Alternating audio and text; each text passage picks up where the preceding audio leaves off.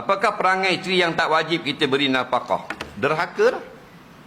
Menyakitkan nanti suami, jenis merosakkan maruah suami, mengaibkan suami.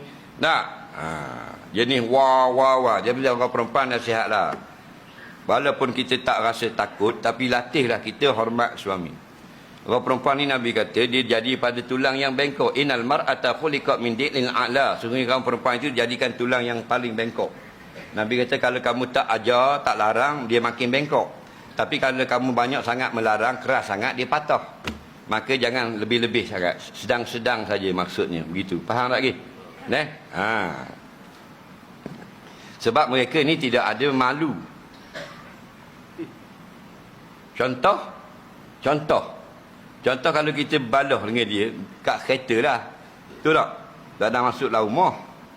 Kita pun dia pun tiba-tiba jirang balik. Masuk kereta sebelah. Kita senyap ke kita balah lagi? Dia masuk dalam rumah. Masuk dalam rumah dia. Oh tengok dia orang. Apa? Dia tengok. Kalau kau puan, betul tak? Wah tu kita nak pergi wah tu. Bang, kita malu ke jirang. Dia tak malu tak? Tak, apa aku benda? Apa? Dia tu jirang tengok tu. Tak apa tengok orang, cakap apa orang? Dia nak balah kau. Betul tak? Ke tak betul Betul tak? Kuat kau sikit, betul tak? Tak. Minta lah kau puan tapi gitulah tabiat dia. Time on let ngak. Tak?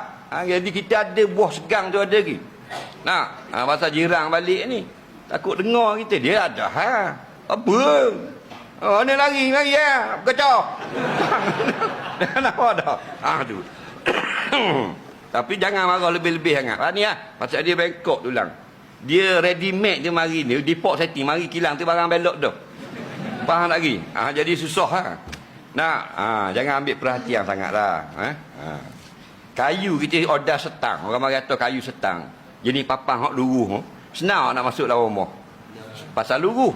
Tapi kalau sebatang kayu belok, senang nak lipang. Payah belok belok kali aja.